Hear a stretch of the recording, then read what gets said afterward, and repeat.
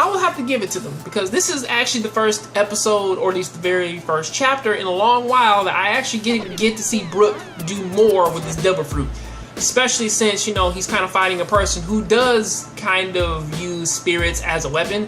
So it's very difficult to kind of say, well, yeah, you have the spirit fruit, and then basically you have the yomi fruit, or the yami. Wait, it's yomi. His is the yomi. So most likely, if he's like a living skeleton who basically can now control his spirit, and he's known as the Soul King, he basically can most likely disperse all of the spirits over there, or at least most of their homies that they shoot at him. So I give Brook that. And also he's a really good distraction for Pedro, who's basically just ripping and running through their fucking like security and destroying every fucking thing that basically comes their way. However, I think that the biggest thing that actually kind of comes from this chapter it's not necessarily the Pedro and the Brook stuff, even though that is super fucking amazing to kind of see them fight.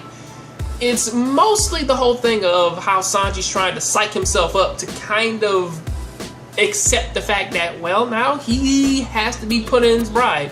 Because again, it's mostly like that Water 7 shit all over again of him just, I have to do this because if I don't, something bad will happen, you know.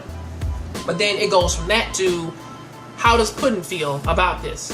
And some people, they think that Puddin is basically a tsundere character. You know, basically the girl out there who's rough and tough and loves this guy. Well, most likely a tsundere mixed with a fucking stalker, you know, or basically a fucking crazy bitch who's like he's mine, but she has on like this sweet facade and shit. But like if he tries to leave, she fucks other people up. Now I've been hearing that for a while, but I don't think that's necessarily Puddin's character. Originally, I kind of thought that she kind of had this weird ass build, or like she had this weird preset mind type of thing that all of Big Mom's kids have, where that they're virtually all psychopaths, or at least some of them are psychopaths, the others that they just do what they say. However, Puddin sort of seems to be the rare occasion to actually possibly end up just like Lola, which is that she might just actually leave.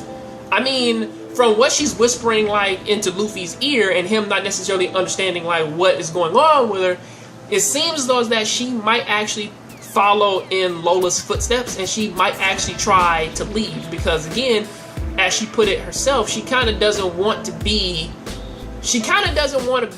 a burden to Sanji if that's not something that he wants. Because again, it's not a marriage in which that Sanji wants, and basically they're not going to blow his hands up or even fucking kill Zeph if he agrees, which most likely he's already agreeing. Now basically the only thing that they said to kind of keep those two things intact was that Sanji has to stay, and he's been living up to his half to his half of the deal.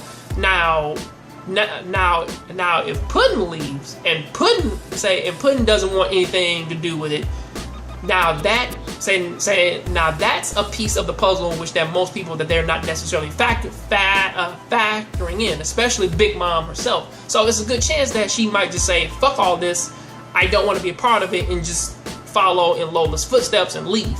Which is something that I am kind of hoping for, because again, with how this is looking, it seems though that they really have no way of actually, the Straw Hats really have no way of intervening to kind of help Sanji in this case without him losing his hands or losing Zeph.